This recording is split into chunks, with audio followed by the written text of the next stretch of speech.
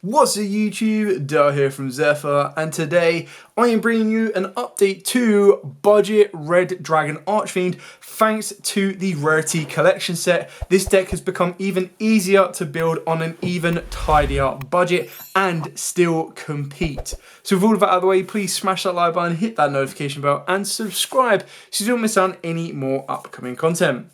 So we're going to start off with our Resonators. So for our Resonators, we are of course playing the main one of Triple Soul, followed by the second best one of Triple Crimson. I cannot wait for this to get a nice little rarity upgrade, hopefully as soon as OTS 24, if not sooner than that. Then we move on to the next ones. I'm playing 2 Vision Resonator and the 1 Synchron Resonator. Of course, if you want to, you can adapt these ratios as you see fit for your own personal playstyle. Some people like to play 1 Vision, some people like to play 2 Synchron. It is entirely up to you. I quite like this ratio because Synchron will give me the recyclability for Vision, and then everything else follows on from there. If that wasn't enough, each of these Resonators, you can then increase their consistency by 3 more because you also play Resonator Call, which is a non-hard once per turn Resonator Call, which lets you add any of the Resonators from the deck. So you technically play 6 of your Crimson Resonator and your Soul Resonator, 5 of your Vision Resonators and 4 of the Synchron Resonators if you wanted to get them directly to the hand. Then for our Fiend Extenders, I am playing Triple Bone Archfiend, followed up by the 1 Salamander Catalyzer, the 1 Overloop, and of course the 1 Wandering King Wildwind. Now obviously your go-to will obviously be the Overloop more times than not, but the good thing about the Wandering Wildwind is just the ability as a follow-up for the next turn, because the turn during the main phase, except the turn it was sent to the graveyard, you get to banish it and then add a Fiend Tuner with 15 or less attack from your deck to the hand. So it's a nice little recursion that a lot of people forget about, but if you're playing the deck in a more aggressive manner, you shouldn't need to worry about this, but it does just make sure that you've constantly got ways of regaining resource. If your consistency in this deck wasn't enough, you also get to play Triple Crimson Gaia, which is just an insanely powerful card, which is why this card is being utilized as a mini engine with Bestials in general, because you use Crimson Gaia to search out your Vision Resonator and vice versa. Then for the final Resonator kind of esque card, we are playing the 1 Red Zone. This card's absolutely insane. I do always kind of go back and forth between Red Zone and Red Screen. And if I wanted to bump this deck up to a 42 card deck, I could very easily put Red Screen in. I just like it because those people that are familiar with the Red Dragon Archfiend deck will only be familiar with the structure deck itself. So when a card like this that didn't come in the structure deck exists and people play it, they don't expect it to be flipped on them. And when it does, they look at it and go, oh, they've got 1 set card. What could that set card be? Oh, flip it. It's going to be a Red Zone. And you flip a Red Screen. It's a lot more kind of jarring for them to kind of then take in and process. But it's not in this build because I wanted to try and keep the count down. But I definitely advise if you are playing Red Dragon Archfiend just to pick one of these up so you have it. Whether it be for your main deck or the side deck, it's just a really kind of cool card to have access to. Then of course the Bestials, I still feel the Bestials are the most competitive version of the deck. The only thing you've got to be a little bit careful of, especially now with the reprints and everyone having access to stuff like Trill Tactics talents, is for the pure fact that when you're leaving a monster on the board, if you are playing something like the Bestials and disrupting your opponent, with talents running around, they will then get access to be able to steal your Bestial monster. So it's something you need to be aware of. But the idea is you've got a nice little Foolish off of Saranir, you've got the Search for any dragon with Magnamut, the Send with Druid Swarm, and then your consistency card with Lubellion. Backing up the branded, we are playing the 1 Regained and the 1 Beast. Again, another card that I did highly consider was Etude. And the reason that I'm not playing Etude in this one is because I'm not playing Chaos Angel. The only other non-Dark Dragon synchro that I'm playing is Baron. But you can actually make Baron during your turn before you Dark Dragon lock yourself, which sometimes can be very, very helpful. Moving on to the other engines like hand traps and more involvement is I am still playing 2 Small World with the 1 Santa Claus in the main. It's just a really kind of cool option that if you don't win the dice roll, if you do end up going second, you have a main deck way to break a board and pretty much any board you wanted to without using up your normal summon, and Small World being able to utilize your Santa Claus as the best bridge to get to anything you need to. Not to mention Small World can then become a Bestial, it can become a starter. It's just such a really cool card that once you figure it out, once you understand it and you know all the bridges, is such a powerful card for the deck, and I utilize it where at all I possibly can.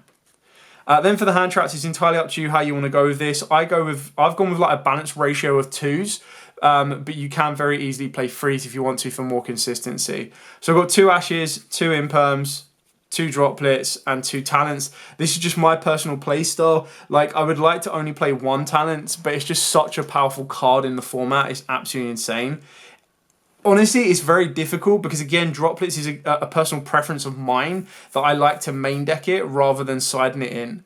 So it's very difficult. Like, to me, when I look at this, for my personal playstyle, I'd probably rather sacrifice the ashes and then go for a 3rd droplet and a 3rd imperm, just because I feel the imperm is not a monster effect, so I can't be talanced, which is very, very important.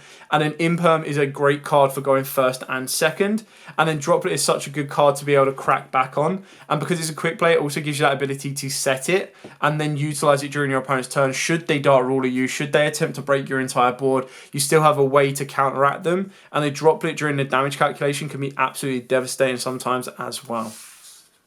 But at the moment, this is just a 2-2 and 2 ratio to show you the examples that I do use. And the final card, of course, is a Foolish Burial. This is just to kind of back up your Bone Archfiend. If your opponent tries to stop your Bone Archfiend from the Foolish Burial, yes, it won't give you the ability to manipulate the level, but you can still activate the Foolish Burial to get your Overloop to the graveyard if you want to. Or heck, if you're trying to get a card like Bone Archfiend to the graveyard, you can still successfully do that if your Resonator is stopped early doors as well. So it gives you the best of everything you need to, and I feel that it's a nice little bridge. It is a 41 card deck, so if you're not a fan of Foolish Burial, just take it out. Absolutely fine. Moving on to the extra deck, so we're going to start with the level 6s, triple Red Rising. Honestly, because of the way this build is, and if you wanted to play stuff like Prosperity, you wouldn't need to go as ham on this. The fact of the matter is that it's not a hard once per turn to revive from the graveyard. Is insanely powerful. And more times than not, in a bit of a grind game, you're going to go through 2. But through past experience, there's been so many times where I'm like, yeah, okay, cool, I'll cut a card down to 2. So, for example, I would do it in Scare Claws with Lightheart. And I could do it in Vanquish Soul with Rock of the Vanquisher. Now, 9 times out of 10, I will never need to get to the 3rd copy. However, that 1 time out of 10 can be the difference between you topping a locals and losing a locals, and it'll be the biggest grind game ever, and you're like, I really need a 3rd Red Rising. So because of an extra deck like this where there's just so much space, I feel that Red Rising, if I wanted to overcompensate and have more copies of it, is probably the one that I would want to have more copies of. Like everything else, I'm actually really happy with the ratios. The only other one that I'd probably contemplate wanting more of is Scarred. But the fact that this just does its job to go through 2 Red Dragon Archfiends, once it's kind of like used, brought back, like it still just does its job that it needs to. So for the 7s, I've got the one Cully Belt. This can be cut out as well. It's entirely up to you on personal preference. I just like the idea that sometimes if my opponent does interrupt my Soul Resonator or my Bone Archfiend and I can't manipulate a level, but I'm going 2nd, I still have a way to kind of attack the board, put on some board breakers and everything else. For the 8s, of course, we've got the 1 Scarred, followed up by 2 Red Dragon Archfiend. 2, I would personally say is mandatory. Like, literally, you will loop 1 Scarred multiple times to get these out. It's great to bring this back, and then if it gets rid of it during your opponent's turn, you still get a Red Dragon Archfiend follow-up as well. So it's great that these can both instigate aggressive pushes for OTK. Clearing off all your opponent's attack position monsters and then clearing off all your opponent's defense position monsters really does help you get that final push of damage in. And if you haven't been able to finish off an OTK from there, Scarlet Red Dragon Archfiend. It's one of my go-tos. I really love it in this deck. Its board wipe capabilities, its burn capabilities is just insanely powerful.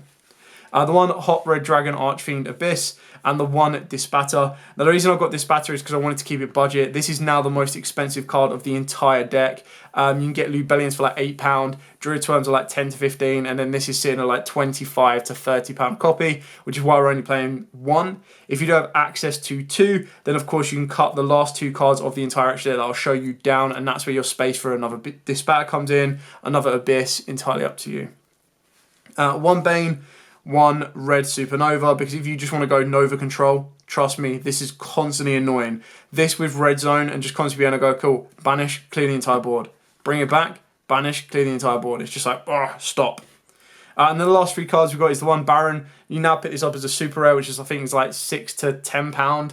Definitely worth getting just if you are playing synchros in general. Yes, it's rare that you would actually make this on a consistent basis, but there are times that very easily just being able to get a Dark monster to the board, plus the ability of a Bestial Lubellion, and then special summon out of Vision Resonator or get into Vision Resonator can lead you into Baron.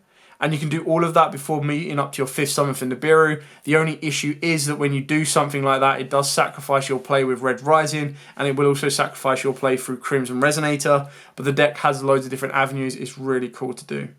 And the last 2 cards are just aggression cards. You don't have to play these at all. So it's Bills the Diabolical Dragon. It was just nice to kind of go, you know what, let's go back to a bit of Bills. I miss Bills. Such a cool card back in the day. And now it's just power crept, but it's really kind of cool power boss monster to have. And then of course the Diabolica.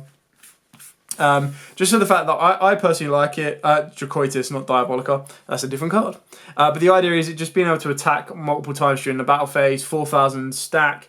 It's not an absolute have to. Again, you can play Red Nova Dragon if you want to, entirely up to you. I just quite like showing off these options because they're very cheap cards. And I just like the idea that this is a bit of a can't be destroyed by battle as well. So quite like Bills, you've just got 2 monsters on the board that are just going to be able to can't be destroyed by battle. Your opponent can't run over them. You can be defensive with them if you want to. You can be aggressive with them if you want to. And it can really cause your opponent quite a lot of issues. So just alternative ways to help you push the game and everything else you might need to. But like I said, these 3 last synchros are your flex spots first and foremost. But that's where it really comes down to what other Dark Dragons can you technically play that you'll want to be putting into the deck. If you have access to Chaos Angel and you want to play the Etude play, then of course Chaos Angel becomes one of these.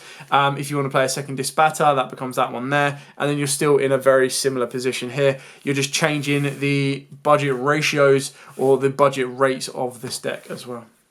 Anyway, that is it for the profile. If you do have any questions at all, by all means, please put in the comments down below. I'll be more than happy to answer them for you. I know this is pretty similar to my previous builds. I just thought it was an update to show you that you can build it on a bit of a tidy budget now, including most of the mainstay staples. Very, very powerful options as well. I feel that this is the best way to play the deck, the Bestial version, just because it gives you that aggressive push. The only time that I would say maybe not play the Bestials is if your local environment has no lights and darks whatsoever and are not constantly putting any light or darks in the graveyard. Now, obviously, that may be the case, and if that is the case, then I would probably cut down on the Bestials, if not cut them out completely. But that's where you'd probably be looking at something like the Supais or the like the Dawnwalkers and Dustwalkers, just to kind of help you get over the line with that one. But that is it for the profile. Like I said, questions, comments below, happy to help. But for now, as absolutely always, stay safe, and of course, happy dueling.